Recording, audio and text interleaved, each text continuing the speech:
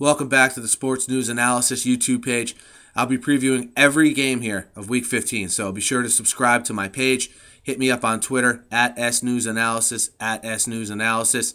The Baltimore Ravens hosting the Denver Broncos in one of the marquee matchups here in Week 15. Both come in as division leaders. The Broncos held court last week in a dominating win over division rival Oakland to run their record to 10-3, while the Ravens dropped a very close game to the Redskins on the road, and the Ravens now move to 9-4.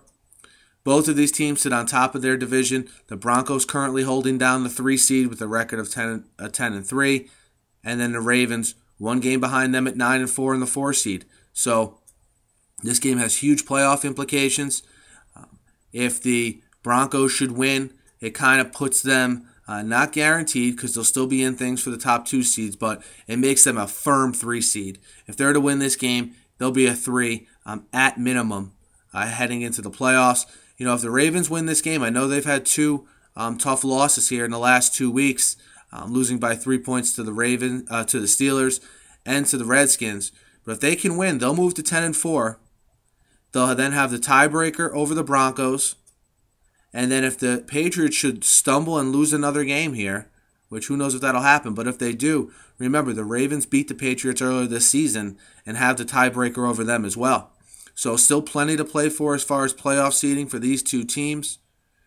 The Broncos, look, the Broncos are on a serious winning streak here. It seems as though Peyton Manning has gotten very comfortable with his receivers. One thing you notice about this Peyton Manning team that's different from the others is their defense is playing very well, and their defense has a lot of talent on it, and the defense can help Peyton Manning. There's a lot of years in Indianapolis where he got no help from his defense. They have the pass rushers in Denver. They have a pretty good secondary in Denver, and just watching Von Miller get after the quarterback is something, if you haven't seen it yet, it's something that it's worth the pay to watch. He's a very impressive player, and that was a great pick by the Broncos 2 years ago when they picked him with the 2nd pick overall. So the Broncos come in this game having clinched a division on the heels of a very big winning streak, but definitely a very stern test for Peyton Manning and his receivers, as well as his running game. The running game was great last week. Moreno went over 100 yards on the ground. So are they able to establish that against the Ravens? One thing about the Ravens is their pass defense is suspect and can be had, no doubt about that. They tend to be a little bit better against the run, usually. Maybe not so much last week because Mars went over 100 yards, but I think we all know the Ravens defense is always pretty good against the run. So it'll be interesting to see how Peyton Manning can implement his well-rounded offense versus the Ravens on the road. The Ravens, on the other hand, look, they're coming off of 2 very disappointing losses in a row. One to their division rival Steelers, and the other to sort of their geographic rival in the Washington Redskins. They fired their offensive coordinator, Cam Cameron, earlier this week. Jim Caldwell will be calling the plays. He was the quarterback's coach, former coach of the Colts. He'll be calling the plays here. He's never called plays before in the NFL, so that'll be definitely something to monitor. I think with the Ravens as a whole is that now their backs are officially against the wall. Are they probably going to make the playoffs? I think so. I think that they're going to figure out a way to win this division. But you have people doubting the Ravens now for the first time this year.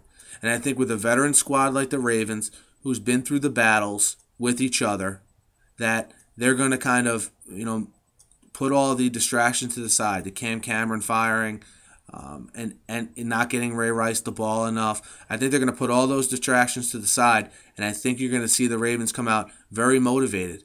I mean, look at the line. The Ravens giving or getting 2.5 points at home. Okay, did you think you'd see that this year? The Ravens going into a game at home where they'd be an underdog? That's how much the public perception of the Ravens has fallen here just in 2 weeks' time. And I think sometimes in the NFL there's a tendency to look at things, in a short window. And I think we're all guilty of that, me included. But I like the Ravens to come out. Flacco cannot play any worse than he has the last 2 weeks.